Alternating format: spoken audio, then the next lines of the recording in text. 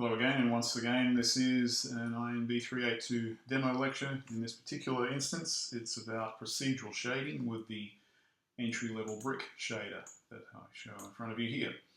So as you can see, it's a cube made up of bricks, but the bricks are procedurally generated. We've got the sides there because I'm obviously doing something weird with the texture coordinates. All we have to worry about is the front here, because that's all that's concerning us.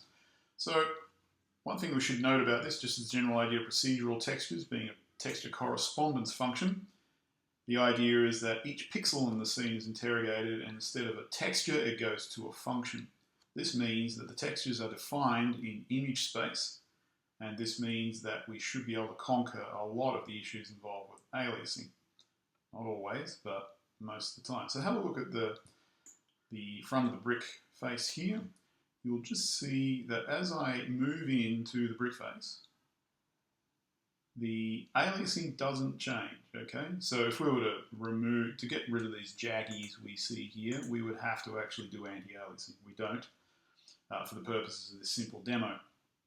But what you can see here is that as you get closer to the brick face, it doesn't change in its resolution because it's procedurally defined, and therefore every pixel that you're seeing being filled with color is determined by a function internally in the shader.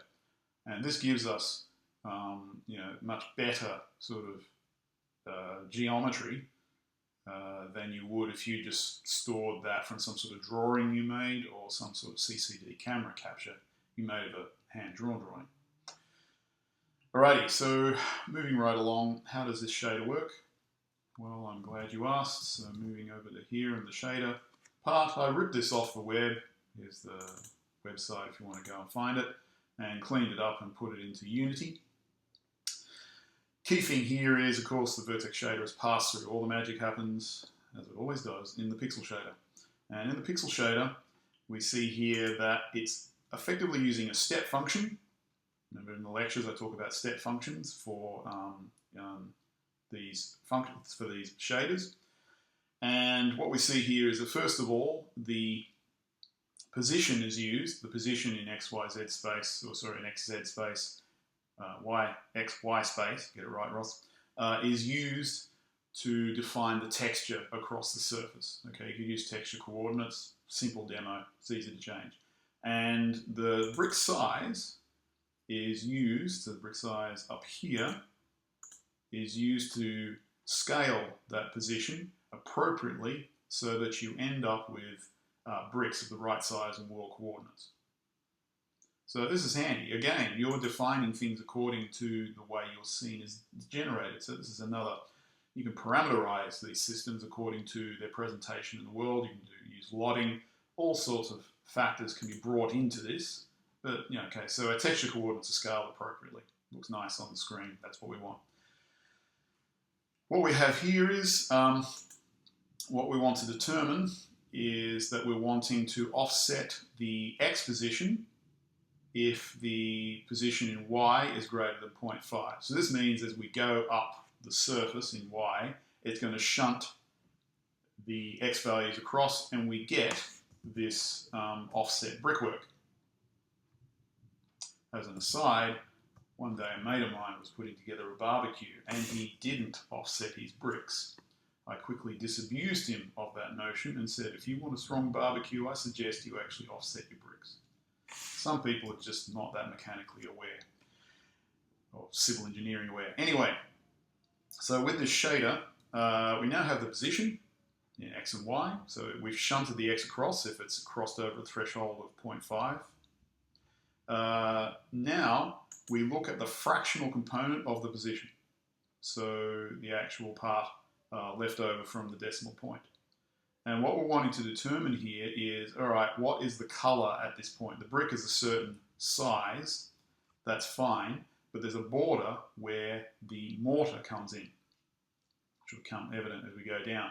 So what we're doing here is using the step function to turn the brick value on and off, or sort of the brick position on and off relative to the mortar, using this set of values and parameters defined up here, brick PCT, at 0.9 and 0.85. So this is, we're going to get a mortar appear at 0.9 in X and at 0.85 in Y. This, therefore, creates this stepping function. But note, it's not using an implicit if, so it's a bit less costly. And also, what happens is it's not a particularly complex function, and it's reliant upon the position in texture coordinates. So it's a procedurally generated color change. This is the whole idea. So we're creating geometric structures, so to speak, inside our image space while we're rendering. So once we got that, where are we on the brick? Are we in the mortar or are we not? The step function determines that based upon these values for X and Y. So it does it in 2 dimensions. Note the float 2 here. So it's done for us in a vectorized form. Don't we just love GPUs? And this means that if we can then use that as a determinant for whether we're on the mortar. And so the final value here for whether we're on the mortar, we multiply together the brick value from the step function here, X and Y. That becomes A. Then we have our complement, 1 minus A, forming the other decision in an implicit if. So what happens then is, if we're on the brick, and brick is equal to 1, then 1 minus 1 is 0, so this determines the value of the mortar at that position. So as we're moving across the scan line and generating pixels, we're going to be switching between the brick color here and the 1 minus A, which represents the mortar color. And we can see that playing out in the function here. So here's our final color that's going to come out.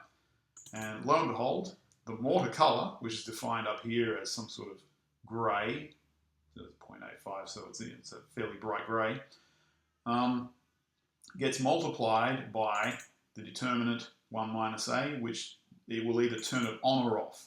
So it's a hard function because A is defined by a step function, so there's no gradient.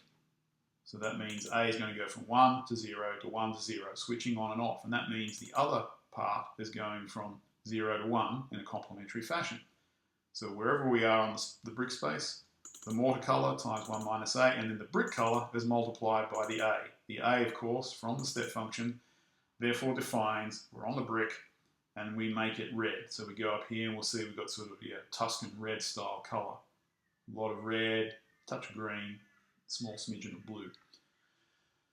So once that's all done, that means that as we are moving across in X and Y, the position we defined here, is we're moving across the surface of the polygon in X and Y, as the pixels are being generated, the output color is going to switch between the mortar color and the brick color. And that means you get a brick face. A nice brick face that does not change in relative resolution. Okay, so it's generated with respect to image space, and so your edges, while a little jaggy, are not badly jaggy when you get closer. And that's the first it's the first brick demo in our procedural texturing lecture. Thank you very much.